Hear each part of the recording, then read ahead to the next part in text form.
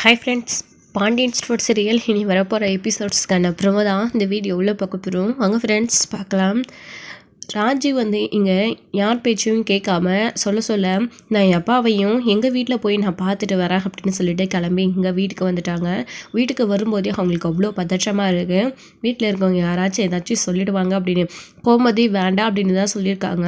ஏதோ ரத்த பாசத்தில் நம்மளை வெளியில் கொண்டு வர வந்தாங்க தான், ஆனால் இன்னும் அதே கோவத்தோடு தான் இருக்காங்க. அது வரைக்கும் சந்தோஷப்பட்டுட்டு அமைதியாக இருந்தது லாலாஜி. அங்கே போய் ஏதாச்சும் பிரச்சனை வந்துட போகுது அப்படின்ற மாதிரி தான் கோமதியை சொல்லிட்டு இருந்தாங்க. ஆனால் பழனி தான் ராஜுக்கு தைரியம் சொல்லி, நீ போமா, நம்ம வீடு தானே, உங்க அப்பா தானே, என்ன சொல்ல போறாரு அப்படின்னு சொல்லிட்டு அனுப்பி விட்டுருக்காங்க. அதுபடி ராஜுவுமே கூட அந்த வீட்டுக்கு போகிறாங்க.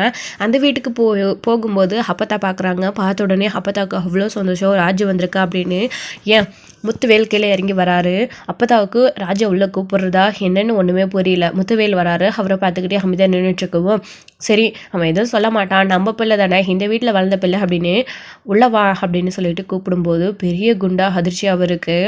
முத்துவேல் அங்கேயே நில்லே அப்படின்னு சொல்லிடுறாங்க. எல்லாருக்குமே ரொம்ப அதிர்ச்சி. ஏன் அப்படின்னா, என்னதான் பாசத்தில் உருகி முத்துவேல் எல்லாத்தையும் பார்த்துக்கிட்டு, கொடுத்த லெட்டரை பார்த்துக்கிட்டு, ராஜா பார்த்துக்கிட்டு பாசத்தில் உருகுனாலும் ஓடுகாலி திரும்பவும் இந்த வீட்டுக்குள்ளே வரக்கூடாது அப்படின்றது அவருடைய நோக்கம். அப்பத்தா, ஏண்டா பிள்ளைக்கிட்ட அப்படி பேசுகிற, இந்த வீட்டு பிள்ளை ராஜே, அவளை ஏன் உள்ளே வர வேண்டான்னு சொல்கிற அப்படின்னு குமரவேல், சக்திவேல் எல்லாருமே வராங்க. ஏன் இப்படிலாம் பேசிகிட்டு இருக்கீங்க, ராஜு கிட்ட உள்ளே வர சொல்லுங்கள், ஏன் தங்கச்சி ராஜு தானே அப்படின்ற மாதிரியே சொல்லிட்டு இருக்காங்க. ஏன் பெரியப்பா உங்களை புரிஞ்சிக்கவே முடியல, அப்பப்போ ஒரு மாதிரி இருக்கீங்க அப்படின்னு. டேய், அவள் இந்த வீட்டுக்குள்ளே காலடி எடுத்து வைக்கக்கூடாது அப்படின்னு சொல்கிறாங்க. அப்பா ஏன்பா அப்படின்னு சொல்லிட்டு இருக்காங்க.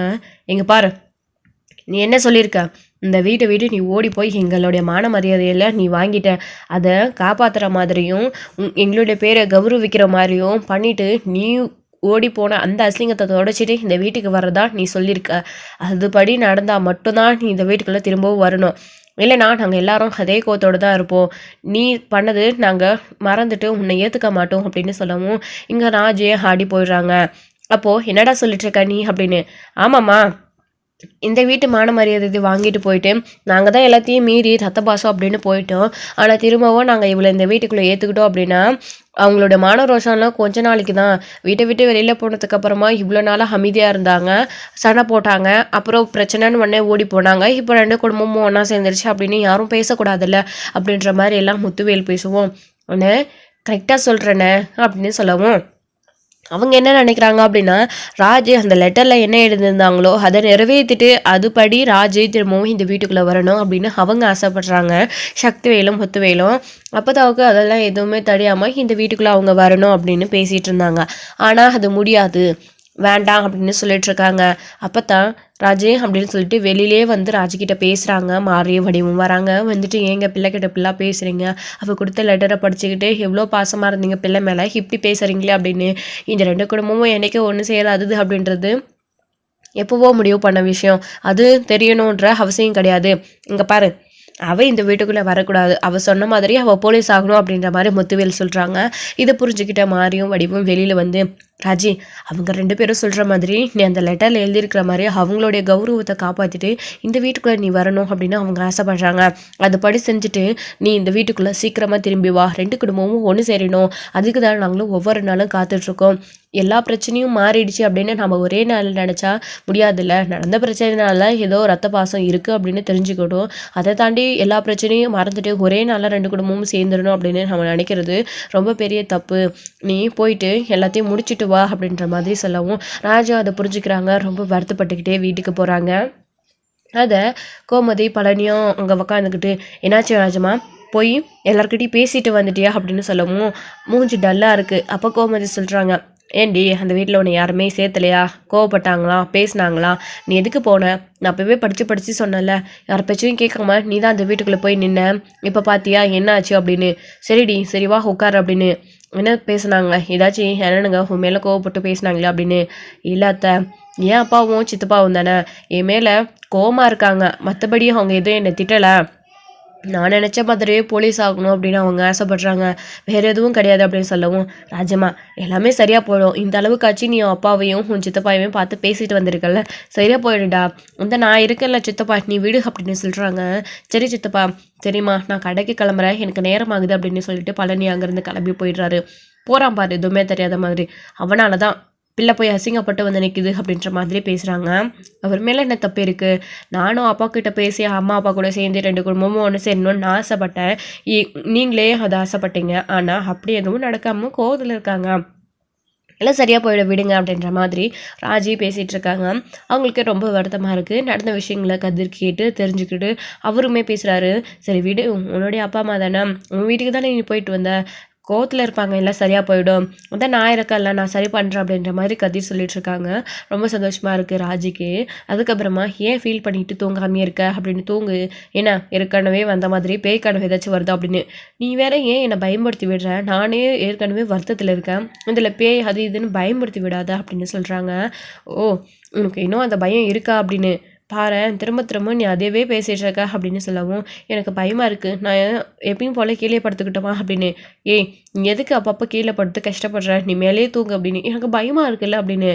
அப்போது யோசிச்சுட்டு இருக்காங்க ராஜி. சரி நீ வேணா வந்து மேலே படுத்துக்கிறியா அப்படின்னு உடனே கதிருக்கு ஒரு மார்க்கமாகுது. அன்னைக்கு ராஜி அப்படி தான் குதிர்கலமாக பேசினாங்க. இங்கே ரூம்குள்ளே இருந்தால் மட்டும் என்ன ஆக போதான் அப்படின்ற மாதிரி. இப்போ ராஜி மேலே வந்து படுக்க சொன்ன உடனே கதிர் யோசிக்கிறாங்க. அப்போது என்ன பயம் எடுத்துட்டு இப்படி பார்த்தா, அப்போ நான் கீழே படுத்துக்கவா அப்படின்னு. இல்லை இல்லை, நீ வந்து கீழே படுத்தாலையும் நான் வந்து மேலே படுத்தாலையும் 2 ஒன்று தானே அப்படின்னு கதிர் சொல்லிட்டு, அப்புறம் என்ன யோசிக்கிற, மேலே வா அப்படின்னு சொல்கிறாங்க. அதுக்கப்புறமா மேலே போயிட்டு கதிர் வந்து படுத்துக்கிறாங்க. ராஜி பயத்திலே கிட்ட போயிட்டு படுத்துக்கிட்டு அவங்க பாட்டுக்கு தூங்கிடுறாங்க. அவங்க தூங்கினதுக்கப்புறமா ராஜியை பார்த்துக்கிட்டே கதிர் வந்து, இவ்வளோ அழகாக இருக்க, கண்டிப்பாக நீ நினச்ச மாதிரி சீக்கிரமாக நீ ஐபிஎஸ் ஆயிடணும், உன்னுடைய அப்பா அம்மா உன்னோட கோவத்தை விட்டுட்டு போலீஸ் ராஜியோடைய அப்பா அம்மா அப்படின்னு உன்னை பார்த்து பெருமையாக அவங்க சொல்லணும், ஊர் சொல்லணும், அப்போ நீ அந்த வீட்டுக்குள்ளே போகணும், இது கண்டிப்பாக நடக்கும், இதுக்காக நான் உன் கூட துணையாக இருப்பேன் கடைசி வரைக்கும் அப்படின்ற மாதிரி இங்கே கதிர் சொல்லிட்டுருக்காங்க. என் மனசில் நீ எந்த அளவுக்கு ஆழமாக இருக்க அப்படின்றது எனக்கு நல்லாவே தெரியும். உன்னை எனக்கு அம்புட்டு பிடிக்கும். என்னதான் நம்ம 2 பேருக்குள்ளே கல்யாணம் எப்படி வேணாலும் நடக்கட்டும், ஆனால் நாம் இப்போ 2 பேரும் ஒருத்தருக்கு ஒருத்தர் அனுசரித்து நடந்துகிட்ருக்கோம். நீயும் என் மேலே எந்த அளவுக்கு அன்பும் பாசமும் வச்சுருக்க அப்படின்றது புரியுது. நீ அன்றைக்கி கேட்டதுக்கான அர்த்தம் எனக்கு என்னென்னு நல்லாவே புரியுது. ஆனால் நீ போலீஸ் ஆகிற வரைக்கும் என்னுடைய மனசுகளுக்கு இருக்கிற இந்த ஆசையை நான் தடைபட விட மாட்டேன். நம்மளுடைய ஆசை, காதல் இது வந்து உன்னோட போலீஸ்க்கு பிரச்சனையாக வந்து நிற்கக்கூடாது, நீ போலீஸ் ஆகிறதுக்காக தடையாக நிற்கக்கூடாது அப்படின்னு கதிர் வந்து நினைக்கிறாரு. அதுவும் மனசுக்குள்ளேயே ராஜிக்கு இந்த விஷயம் தெரியாமல் கூட ராஜியை பார்த்து ரசிச்சிட்ருக்காரு கதிர் வந்துட்டு. அதுக்கப்புறமா தூங்கி எழுந்திரிச்சதுக்கப்புறமா இங்கே மயிலுக்கு என்ன பண்ணுறதுன்னே தெரியல. எல்லாருக்கும் ஃபோன் பண்ணி பார்த்தாங்க, யாருமே எடுக்கிறது கிடையாது, பிளாக் பண்ணி வச்சுருக்காங்க. நைட்டு ஃபுல்லாக சரவணனுக்கு கூட ஃபோன் பண்ணிக்கிட்டே இருக்காங்க. மற்றவங்க எல்லாரும் வீட்டில் இருந்தாங்க, ஒரே டைமில் ஃபோன் பண்ணும்போது சுவிட்ச் ஆஃப், அதாவது பிளாக்கில் போட்டாங்க. ஆனால் சரவணன் அப்படி கிடையாது, அவருக்கு ஃபோன் பண்ணிக்கிட்டே இருக்காங்க. கட் பண்ணி தான் விடுறாரு, ஃபோனை ஆஃப் பண்ணி வைக்கிறாரு. ஒரு கட்டத்துக்கு மேலே அவர் சுவிட்ச் ஆஃபே பண்ணி வச்சிடறாரு, தவிர பிளாக் பண்ணுறது கிடையாது. அப்புறமா நம்ம பாண்டியன் ஃபோன் பண்ணி பார்த்துட்டு தான், என்ன சரவணனுடைய ஃபோன் சுவிட்ச் ஆஃப்னு இருக்குது, அவன் எங்கே இருக்கான், இன்னும் கடையிலேருந்து வீட்டுக்கு வரலையா அப்படின்னவும், அவன் அப்போவே வந்துட்டானுங்க அப்படின்னு. என்ன அப்போ வீட்டுக்குள்ளே இருந்துகிட்டே ஃபோன் எடுக்க மாட்டேன்றான் அப்படின்னு சொல்லிட்டு, ஃபோன் சுவிட்ச் ஆஃப் ஏன் பண்ணி வச்சுருக்கா அப்படின்னு சரவணா அப்படின்னு கூப்பிடுறாங்க. சரவணன் வெளியில் வராரு. என்னாச்சுடா, ஏன் ஃபோன் சுவிட்ச் ஆஃப் பண்ணி வச்சுருக்கா அப்படின்னு. அப்பா அது வந்துப்பா அது அப்படின்னு. என்னடா உனக்கு அவள் ஃபோன் பண்ணி தொந்தரவு பண்ணிக்கிட்டே இருக்காளா அப்படின்னு கேட்குறாங்க. ஆமாம்மா அப்படின்னு சொல்லவும், எங்கள் எல்லாருக்கும் தாண்டா அவள் ஃபோன் பண்ணி தொந்தரவு பண்ணிக்கிட்டே இருக்கா, அவளோட பொருளெல்லாம் நம்ம கொடுத்து அமிச்சோல்ல, அதுக்கப்புறம் அவள் பல தடவை எங்கள் எல்லாருக்குமே ஃபோன் பண்ணிட்டான், நாங்கள் எல்லாரும் அவளோட நம்பரை பிளாக் பண்ணி வச்சுருக்கோம், நீ ஏன்டா அதை பிளாக் பண்ணாமல் சுவிட்ச் ஆஃப் பண்ணி வச்சுருக்கா அப்படின்னு. இல்லைம்மா அவசரத்தில் அப்படின்னு, போய் முதல்ல ஃபோனை ஆன் பண்ணிவிட்டு பிளாக் பண்ணி வைடா அப்படின்னு சொல்கிறாங்க. நாங்கள் எல்லாரும் ஆத்திர அர்ஜென்ட்டுக்கு எப்படிடா ஃபோன் பண்ணுறது அப்படின்னு. சரிம்மா அப்படின்னு சரவணன் சொல்லிட்டுருக்காரு. அவர் சரி அப்படின்னு சொல்லிட்டு ரூமுக்குள்ளே போனதுக்கப்புறமா, பாண்டியன் என்ன சொல்கிற நீ அப்படின்னு. ஆமாங்க, அவளோட துணியெல்லாம் கொடுத்து அமிச்சிட்டோம்ல, அந்த கோவத்தில் அவள் திரும்ப ஃபோன் பண்ணி நம்மக்கிட்ட அழுது கெஞ்சி கூத்தாடுறதுக்காக ஃபோன் பண்ணிக்கிட்டே இருந்தா அப்படின்னு. ஓ அப்படியா அப்படின்னு சொல்லிட்டு பாண்டியனுமே கேட்டுட்ருக்காரு. அதுக்கப்புறமா வழக்கம் போல் காலையில் எல்லாருமே எந்திரிச்சு அவங்கவுங்க வேலையை பார்க்க போயிடுறாங்க. முக்கியமாக சரவணன் கடைக்கு கிளம்புறதுக்காக ரெடி ஆகிட்டுருக்காரு. அப்போ பாண்டியன், சரவணா எனக்கு ஒரு சின்ன வேலை இருக்குது, அதை முடிச்சுட்டு நான் கடைக்கு வந்துடுறேன், நீ போய் கடையை திறந்துடுறியா அப்படின்னு. அப்பா நான் பார்த்துக்கிறேன்ப்பா அப்படின்னு சொல்லிட்டு சரவணன் ஓடி போகிறாங்க.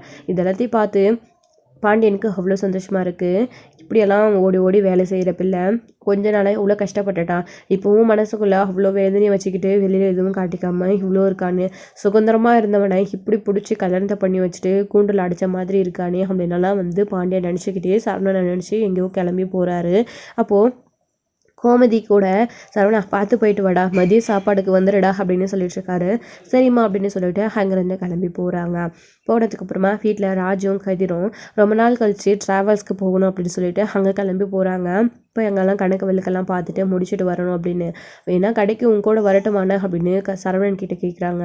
அதெல்லாம் ஒன்றும் வேண்டாடா, இதுக்கப்புறமும் என் பின்னாடி தெரிஞ்சிட்டு இருந்தா உன்னோட வேலையை எப்போ பார்க்குறது, அதான் எல்லாம் ஓகே இல்லை, செந்திலும் அவன் வேலையை பார்க்க போயிட்டான், நீயும் முதல்ல கிளம்புடா அப்படின்னு சரவணன் சொன்னதுனால இவங்க 2 பேரும் டாக்டாக அங்கே போயிடுறாங்க. போகும்போது ராஜு அவங்களுடைய அம்மாவையும் அப்பாவையும் பார்க்குறாங்க. பார்த்துட்டு அவங்களுமே கிளம்பி அவர் பாட்டுக்கு காரில் ஏறி போயிடுறாங்க. ராஜுவை பார்த்ததுக்கப்புறமா இவங்க 2 பேரும் அதுக்கப்புறமா ஒன்றா ஜோடியாக பைக்கில் உட்காந்துட்டு ட்ராவல்ஸ்க்கு போயிட்டுருக்காங்க. முத்துவேலும் அப்போது முன்னாடி போயிட்டுருக்காரு. கண்ணாடி வழியாக இவங்க 2 பேரையும் பார்த்துட்டு அவ்வளோ சந்தோஷப்படுறாரு. என்னதான் ஓடி போய் கல்யாணம் பண்ணிக்கிட்டாலும் இவ்வளோ சந்தோஷமாக இருக்காங்களே 2 பேரும் ஒத்துமையா அப்படின்றத பார்த்து அவர் சந்தோஷப்படுறாரு. மனசுக்குள்ளே பொண்ணு மேலே அம்புட்டு பாசம் வச்சுருக்காரு. வெளியில் பேசுறது எல்லாமே ராஜுவோட நல்லதுக்காக தான் அவர் அப்படி நினச்சிட்டு இருக்காரு. இப்போ அவள் லெட்டரில் எழுதுனதையும் தாண்டி இந்த வீட்டுக்குள்ளே வந்துட்டா அப்படின்னா அது வேற மாதிரி ஆகிடும். அவள் லெட்டரில் எழுதுனதை நிரூபித்து காட்டணும், அதுக்கப்புறம் இந்த வீட்டுக்குள்ளே வரணும் அப்படின்றது அவங்களுடைய ஆசை. அதனால தான் ராஜுகிட்ட அப்படி பேசினாங்க அன்னைக்கு. இந்த நிமிஷம் வரைக்கும் அப்போ தான் இதை நினச்சி அவ்வளோ வருத்தப்பட்டு இருக்காங்க. சக்திவேல்கிட்டையும் முத்துவேல்கிட்டையும் கோவப்பட்டு ஏன்டா என் பேத்திக்கிட்ட இப்படி பேசுனீங்க, வீடேறி வந்த பிள்ளைய உள்ள வான்னு கூப்பிடாம இப்படி பேசி அவளை இங்கேருந்து அனுப்பிட்டீங்களே அப்படின்றது அவங்களுடைய கோவம். அப்படியும் பேசிகிட்டு இருக்காங்க. அதுக்கப்புறமா அதான் வீட்டில் எல்லோரும் சமாதானம் சொல்லி அனுப்பிட்டாங்களே, அப்போ தான் அமைதியாகிடுறாங்க. அப்போது பாத்தியா அப்பா நமக்கு வழி விடாமல் போகிறது அப்படின்னு, பின்னா நீ வேகமாக போயிட்டீங்கன்னா அதுக்கு தான் அப்படின்னு. ஓ இப்படி அப்படி வேறு இருக்கா அப்படின்னு. என்னம்மா நானே ஒரு ட்ராவல்ஸோடைய ஓனர், என்கிட்டயே உன் அப்பா அப்படிலாம் பண்ணுறாரா என்ன, நான் கார் ஓட்டினதே இல்லையா என்ன அப்படின்னு. கூடிய சீக்கிரம் பாரு நம்மளுடைய சொந்த காரை ஒரு காரை ஆக்குறேன் அப்படின்ற மாதிரி பேசிகிட்டு இருக்காரு. முதல்ல இதுக்கே நம்ம அப்பப்போ இஎம்ஐ கட்டிகிட்ருக்கோம், இதில் சொந்தக்கார வேறையா அப்படின்னு. ட்ராவல்ஸ் நல்லா ஓடிட்டோம், அதுக்கப்புறமா எல்லாத்தையுமே சொந்தமாக்கிடுறாங்க அப்படின்னு சொல்லவும் ரொம்ப சந்தோஷமாக இருக்குது. ஏய் இப்போ மட்டும் என்ன, இதுவும் நம்மளுடைய சொந்தக்கார் தானே அப்படின்னு. இன்னும் கொஞ்ச நாளாக எல்லாத்தையும் கட்டி முடிச்சிட்டோன்னா நம்மளுடைய சொந்தக்காரே இத்தனை இருக்கிறபோது நீ என்ன தனியாக ஒரு கார் வாங்குற அப்படின்னு. இதெல்லாம் ட்ராவல்ஸ்க்கு, நமக்குன்னு ஒரு நல்ல காராக பெருசாக உனக்கு பிடிச்ச மாதிரி தனியாக வாங்கணும் அப்படின்னு சொல்கிறாங்க. ஓ அப்படியா அப்படின்னு. அந்த கார் எடுத்துகிட்டு நான் என்ன அங்கேயும் எங்கேயுமா போக போகிறேன் அப்படின்னு. ஏன் நீ போலீஸ் ஆகல, அப்போ உனக்கு இந்த கார் தேவைப்படல அப்படின்னு. ஏய் என்னப்பா சொல்கிற நீ, நான் போலீஸ் ஆனால் அப்படின்னா எனக்கு என்னே தனியாக கவர்மெண்ட்டில் ஒரு ஆளோட டிரைவரோடு போட்டு தனியாக செக்யூரிட்டியோட ஒரு சைலன்ஸ் வச்ச கார் எனக்கு தருவாங்க, அதில் தான் நான் கெத்தாக போக முடியும், மற்றபடி அதான் அதில் போக முடியாது அப்படின்னு. என்ன டியூட்டியில் இருக்கும்போது தானே அந்த காரில் போவேன், நீ வீட்டில் இருக்கும்போது எங்கேயாச்சும் ஃபங்க்ஷன் போகும்போது வெளியில் போகும்போது அதிலலாம் இந்த காரில் தானே போவேன் அப்படின்னு. இல்லை அப்பயும் நான் இந்த காரில் தான் போவேன், போலீஸ் காரில் தான் போவேன், எனக்குன்னே தனியாக எப்பயுமே அந்த காரை கொடுத்துருவாங்க, பர்சனல் யூஸ்க்கும் அந்த கார் தான் யூஸ் பண்ணணும் அப்படின்னு சொல்லவும், ஓ போலீஸ் ஆனால் இவ்வளோலாம் இருக்கா அப்படின்னு. என்னப்பா என்னை போலீஸ் ஆகணும்னு மட்டும் அவ்வளோ மோட்டிவேஷன் பண்ணுறேன், ஆனால் போலீஸில் இதெல்லாம் இருக்குன்னா தெரியல அப்படின்னு. போலீஸ் ஆகணும்னா படிக்கணும், நல்லா ட்ரைனிங் எடுக்கணும், நல்லா ஹார்ட் ஒர்க் போட்டு போலீஸ் ஆகணும்னு தெரியும், ஆனால் போலீஸ் ஆனதுக்கப்புறம் இதெல்லாம் உனக்கு டிபார்ட்மெண்ட்லாம் தருவாங்கன்னு எனக்கு எப்படி தெரியும் அப்படின்ற மாதிரி கதிர் சொல்லிட்டுருக்காரு. நம்பிட்டேன் அப்படின்னு ராஜி சொல்லிட்டுருக்காங்க. அப்போது ஒத்துக்கோ, எனக்கு அறிவு மிச்சமாக இருக்கா உனக்கு அதிகமாக இருக்கா அப்படின்னலாம் ராஜி பேசிகிட்டு இருக்கவும், பாத்தியா அப்படின்னு சொல்லிட்டு ஒருத்தருக்கு ஒருத்தர் கேஷுவலாக ஜாலியாக பேசிக்கிட்டு ட்ராவல்ஸ்க்கும் போகிறாங்க. அதுக்கப்புறமா இங்கே மயில் டேரெக்டாக சரவணனை தேடி கடைக்கே வந்துடுறாங்க. சரவணன் கடையில் இருக்கார். அங்கே போயிட்டு அவங்கள நின்று பார்த்துட்டு மாமா அப்படின்னு கூப்பிடுவோம். அவருக்கு அவ்வளோ கோவம் மயிலை ரோடுன்னு கூட பார்க்காம காய்ச்சி முச்சுன்னு கத்தி விட்டுறாங்க. அக்கம் பக்கத்தில் இருக்கிற அத்தனை பேருமே வேடிக்கை பார்த்துட்ருக்காங்க. சரவணன் அது இதையும் கவனிக்காமல் அப்படி திட்டிகிட்டு இருக்காரு. எனக்கு துரோகம் பண்ணிவிட்டு நீ எதுக்கிட்டு இங்கே வந்த அப்படின்னாலாம். அப்போ மயிலுமே மாமா ப்ளீஸ் மாமா மன்னிச்சிடுங்க, எல்லாம் நடந்து போச்சு, ஆனால் என் பொருளெல்லாம் பேக் பண்ணி வீட்டுக்கு அனுப்பிச்சிருக்கீங்களே அவ்வளோதானா மாமா, உங்களுக்கோ எனக்கோ அப்படின்னு பேசிகிட்டு இருக்காங்க. அவ்வளோதாண்டி எல்லாமே முடிஞ்சு போச்சு, இனி உனக்கும் எனக்கும் எதுவுமே கிடையாது, ஒவ்வொரு நிமிஷமும் ஒரு வாழ்நாள் முழுக்க உன் முகத்தை நான் பார்க்கவே கூடாது, அவ்வளோதாண்டி, கோர்ட்டில் கேஸ் போட்டது தான், உங்ககிட்ட இருந்து நான் விவாகரத்து வாங்கிட்டு என் பாட்டுக்கு நான் சந்தோஷமாக இருக்க போகிறேன், ஒழுங்காக மரியாதையாக அதில் கையெழுத்தை போட்டுட்டு வேலைக்கு போயிட்டே இரு, இல்லை ஆத்தாளும் பிள்ளையும் சேர்ந்துட்டு குடும்பமாக ஏதாச்சும் சேர்ந்து தீருவோம், இதுலேயும் ஏதாச்சும் தில்லுமுள்ள வேலை பண்ணுனீங்க, இந்த டவுரி கேட்கணும், மியூச்சுவல் டைவர்ஸ்க்கு சேர்ந்து வராத வேறு ஏதாச்சும் பண்ணணும் அப்படின்னு கேஸ் போட்டு, அதாவது கோர்ட்டில் சொல்லி ஏதாச்சும் பிரச்சனையை பெருசு பண்ண, அதுக்கப்புறம் நீ வேறு சரவணனை பார்க்க வேண்டியதாக இருக்கும். நல்லா தெரிஞ்சுக்கோ, நீ என்னதான் நீயும் உன் குடும்பமும் அது அப்படியெல்லாம் ட்ராமா போட்டு எங்ககிட்டேருந்து ஏதாச்சும் பிடுங்க நினச்சாலையும் அது எல்லாத்தையும் சனியும் ஒளிட்டு மேன்னு தூக்கி எறிஞ்சிருவோமே தவிர உன் கூட நான் சேர்ந்து வாழ்வன் மட்டும் நினைக்காத. அப்படி ஒரு எண்ணத்தில் தானே உன் அம்மா இல்லாத நகையை போட்டதா சொல்லி பொய் கம்ப்ளைண்ட் கொடுத்தாங்க. எப்படியோ முதல்ல உன் வாயிலிருந்து உண்மை வெளியில் வந்துடுச்சு. அப்படி இல்லைன்னா அந்த நகையை எல்லாத்தையும் குடும்பமாக சேர்ந்து ஏமாற்றிட்டு போயிருப்பீங்கல்ல அப்படின்னு சரவணன் கேட்டுட்ருக்காரு. சரிடி, நான் உன்னை கேட்குறேன், அப்போ நகையை அப்படி போட்டதா சொல்லி நகை கேட்டிங்களே, சப்போஸ் அந்த நகையை கூட நாங்கள் கொடுக்குறோன்னு வச்சுக்கோ, நீங்கள் போட்டதை தங்கமாகவே இருக்கட்டும், நாங்கள் தான் ஏமாந்தவங்க. அப்படி தங்கத்தை எல்லாத்தையும் கொடுத்துட்டு நீங்கள் வாங்கிட்டு போனதுக்கப்புறமாவும் எங்களுக்கு தெரியல உண்மை, நீ போட்டது கவரிங்காக தங்கம் அப்படின்னு மீனாவுக்கும் ராஜுக்கும் தெரியல. அவங்க இந்த விஷயத்த சொன்னதுக்கப்புறமா நான் எப்படி உன்னை நகை எல்லாத்தையும் உனக்கு கொடுத்துட்டதுக்கப்புறமா ஏற்றுப்போம் அப்படின்னு நீ நினச்சேன். கொஞ்சமாச்சும் அறிவு இருக்காடி, உன் அம்மா சொன்னான்னு சொல்லிட்டு மரமாடியாட்டும் எல்லாத்துக்கும் தலையை ஆட்டிக்கிட்டு எங்கள் மேலே கம்ப்ளைண்ட் கொடுத்தல, இப்போ என்ன ஆச்சு கடைசியில் அப்படின்னலாம் சரவணன் கேட்டுட்டு இருக்கவும், மாமா மாமா எல்லாம் நம்மளுடைய வாழ்க்கைக்காக தான் மாமா, அம்மா இப்படிலாம் செஞ்சா உன்னையும் என்னையும் சேர்ந்து வாழ வைக்கிறான்னு சொன்னாருங்க மாமா, அதுக்காக தான் அப்படின்னு. ஏய் லூசாடி, நீ சொன்ன பொய்க்காக உன் அம்மா சொன்ன பொய்க்காக தான் உன் நிலைமை இந்த நிலைமைக்கு வந்து நிற்குது. இப்போ திரும்பவும் அம்மா பேச்சை கேட்டால் எந்த நிலைமைக்கு போய் நிற்கொண்டது தெரியாதா? இங்கே பாரடி, எதுக்கு நான் இதெல்லாம் தேவையில்லாத உங்ககிட்ட பேசிக்கிட்டு, ஒழுங்கு மரியாதை வீட்டை விட்டு போயிடு, அதாவது இந்த கடையை விட்டு போயிடு, இல்லைன்னா நடக்கிறதே வேற. விவாகரத்து நோட்டீஸில் ஒழுங்காக கையெழுத்து போட்டுட்டு போயிட்டே இல்லைன்னா நடக்கிறதே வேற அப்படின்னலாம் பேசுவோம். அவ்வளோ கோவம் வருது அவங்களுக்கு. அடிக்கவே போயிடுறாங்க. பாண்டியன் என்ன நம்ம கடை முன்னாடி எவ்வளோ கூட்டம் இருக்குது அப்படின்னு சொல்லிட்டு வராங்க. பார்த்தா சண்டை போட்டுட்ருக்காங்க மயிலும் சரவணனும். அதை பார்த்துட்டு சரவணனை தடுக்கிறாங்க. பார்த்தீங்களாப்பா, பணத்தெல்லாம் பண்ணிவிட்டு எவ்வளோ தைரியம் இருந்தால் இவன் இங்கே நின்றுட்டுருப்பா அப்படின்லாம் திட்டிகிட்டு இருக்காங்க. அதுக்கப்புறம் சரவணா, இது ரோடுடா, எல்லாரும் வேடிக்கை பார்க்குறாங்க, கொஞ்சம் நேரம் பொறுமையாக இருடா அப்படி நல்லா சொல்லிட்டுருக்காங்க. இல்லைப்பா பாருங்கப்பா, இவளுக்கு எவ்வளோ திமிரு இருக்குது அப்படின்னு, இவன் முகத்திலே முழிக்கக்கூடாதுன்னு தான் நான் இவக்கிட்ட இருந்து நான் விவாகரத்து வாங்கணும்னு நினைக்கிறேன். ஆனால் இவ இதெல்லாத்தையும் தாண்டி என்னை மன்னிச்சிருங்க மாமா, என் கூட சேர்ந்து வாழுங்க மாமா அப்படின்னு புதுசாலாம் ஏதோ ட்ராமா பண்ணிகிட்ருக்கா. எனக்கு இவ்வளோ பார்க்கும்போதே அவ்வளோ ஆத்திரமாகவும் கோவமாகவும் வருது அப்படின்னலாம் சரவணன் சொல்லிட்டுருக்காரு. மாமா நீங்களாச்சும் சொல்லுங்கள் மாமா, மாமா கிட்ட அப்படின்னு மயில் கெஞ்சிட்டு இருக்காங்க. பாண்டியனும், இதுக்கு மேலே உங்ககிட்ட பேசுறதுக்கு எதுவுமே இல்லைம்மா, நீ முதல்ல இங்கேருந்து கிளம்பு, எதுவாக இருந்தாலும் கோர்ட்டில் பார்த்துக்கலாம். என் பையன் முடிவெடுத்துட்டான், அவனோட விஷயத்தில் நான் முடிவெடுத்து தான் அவனோட வாழ்க்கை தப்பாக போயிடுச்சு. இனி எதுவாக இருந்தாலே அவனோட முடிவில் எங்களுக்கு எந்த ஒரு மாற்றமே இல்லை. குடும்பமாக நாங்கள் எல்லாருமே சரவணன் பார்க்க தான் நிற்கிறோம், நீ தயவு செஞ்சு கிளம்பு அப்படின்னு உடனே மயில் உடைஞ்சு போயிடுறாங்க. அப்படியே அழுதுகிட்டே போய்கிட்டே இருக்காங்க. என்ன பண்ணுறதுன்னு மயிலுக்குமே தெரியல. அவங்களுடைய வீட்டில் பாக்கியம், அவங்களுடைய அப்பா அம்மா அவங்கெல்லாம் மயிலை காணோம் அப்படின்னு தேடுறாங்க. அப்போ தான் மயிலுக்கு ஃபோன் பண்ணுறாங்க பாக்கியம். அப்போது நான் இப்போ தான் மாமாவை பார்த்துட்டு வந்துட்டுருக்கேன் அப்படின்னு சொன்ன உடனே, நீ எதுக்கு அங்கே தனியாக போனேன் அப்படின்னு கேட்கவும், என்னம்மா பண்ணுறது, என்னால் வீட்டில் சும்மா உட்கார முடியல, மாமா கிட்ட பேசலான்னு வந்தேன் அப்படின்னு சொல்லவும், என்னடி உன் புருஷன் அப்படியே உன்னை வந்த உடனே வாமா அப்படின்னு ஏற்றுக்கிட்டாரா அப்படின்னு சொல்லவும், இல்லைம்மா அப்படின்னு சொல்லவும், நல்லா திட்டி விட்டுட்டாங்கடா, ஏண்டி உனக்கு தேவையில்லாத அசிங்கம், கொஞ்ச நேரம் பொறுமையாயிரு, ஏதாச்சும் பண்ணிக்கலான்னு நான் சொன்னேன்ல, கேட்டியா, அம்மா பேச்சை கேட்காம உன் பாட்டுக்கு போயிட்டுருக்கா அப்படின்னு, எப்படி எங்கடி இருக்க அப்போ அப்படின்னு, வந்துட்டுருக்கம்மா வீட்டுக்கு அப்படின்னு உடனே, சீக்கிரம் வா, எங்கேயாச்சும் போக போகிற மயிலே சீக்கிரம் வந்துடு அப்படின்னு சொல்கிறாங்க. இவ வேறு தனியாக கிளம்பி வெளியில் போயிருக்கா, அவன் புருஷங்காரன் வேறு திட்டி விட்டுருக்கான், வீட்டுக்கு வரப்போகிறாளா என்னன்னு தெரியலையா, நீ போய் ஒரு எட்டு வேணா கூட்டிகிட்டு வந்துடுறாயா அப்படின்னலாம் சொல்லிட்டு இருக்காங்க. நம்ம மயில் தானே, வீட்டுக்கு வந்துடுவா, நீ கவலைப்படாத அப்படின்னு அவருடைய அப்பா சொல்லிட்டு இருக்காங்க. ஸோ இதோட இந்த எபிசோட் முடிச்சிருக்காங்க. அடுத்தடுத்த எபிசோடில் என்ன நடக்க போகுது அப்படின்னு வெயிட் பண்ணி நெக்ஸ்ட் எல்லாம் பார்க்கலாம். தேங்க்யூ. இந்த வீடியோ உங்களுக்கு பிடிச்சிருந்தா லைக் பண்ணுங்கள், ஷேர் பண்ணுங்கள், கமெண்ட் பண்ணுங்கள்.